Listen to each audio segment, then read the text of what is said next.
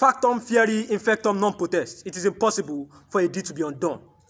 Gideon Waya, a College of Education student in Kaduna State, who was shot dead by the Kaduna government, was only a harmless, innocent, and non-pusillanimous patriot, like other students, who were becoming enveloped in a paraplegic crinkum-crankum didascalenophobia due to the hike in school fees.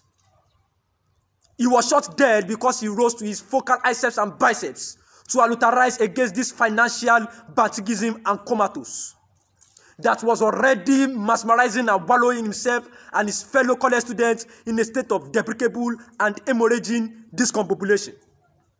If not for the hocus pocus agenda and leadership plus administrative rococo's, why should they hike the fees for education? Same education that does not even guarantee a better living in Nigeria. Same education that our past leaders enjoyed free and fair pro bono.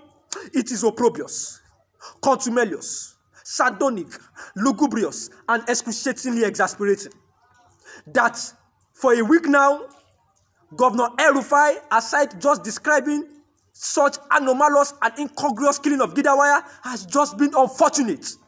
Aside this shabby description, he has remained taciturn, inarticulate, uncommunicative, and tight-lipped over this act of recidivism, which is also a very simultaneous attack on the Nigerian students. Come to think of this impedimenta, Governor El-Rufai, Subsay El-Rufai, in 2016, according to Daily Post, set up a committee to find the faucet origo, that is the root and cause for the Fulani bandits killing the Kaduna people. They liaised with these bandits and even gave them money.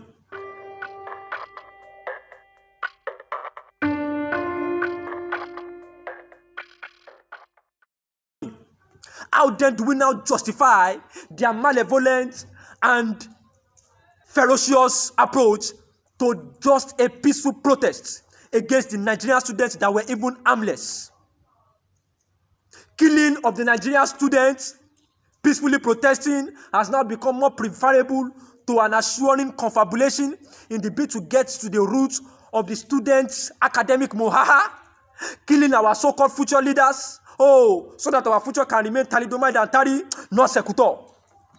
The Kaduna government, they have formed a kabudu regimenta to poo-poo the academic pursuits of the Nigerian students into your business.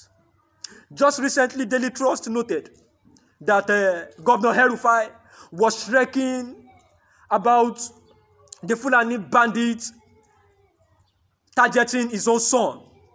And not so long, he has gone to withdraw the son from the public school. What a boo-hoo.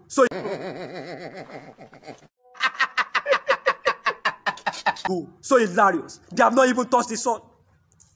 Yet, the Kaduna government has left the parents of the victims and dead ones in flummox and in a state of spasmodic death. That is to say, the life and future of the Nigerian students to them is nothing and floating out in implications, as long as their own children are not involved in that calamity. The National Association of Nigerian Students, all human rights activists, and other concerned citizens that are not megalomaniacal. This is time to rise to this barbitration, to rise acta verba to this annihilation, dilapidation, mutilation, murderous acts, and obliteration. We say no to this academic bantigism. We say no to this academic somnambulism, to this academic noctambulism and malocclusion. Enough of the Kaduna government's libidinous lifestyle set out to deplete the Nigerian student of their palatable future. Horace Mann once said that education is our only political safety. Outside this act, all is deluge that is a cause to great destruction. Governor El-Rufai, the spirit of the innocent dead is conjuring Bloodingian bouleversement. Governor El-Rufai and other Gongon Medusas, Governor El-Rufai and other bodgers that have killed these innocent students and severely brutalize many until you halt stampeding the fundamental rights of the Nigerian students to peaceful protest. We shall not kowtow in your parole. I repeat, until the Kaduna government merengue to the Nigerian students Marimba Barimbula, we shall not rara to your wawa. Never shall we rara to your wawa.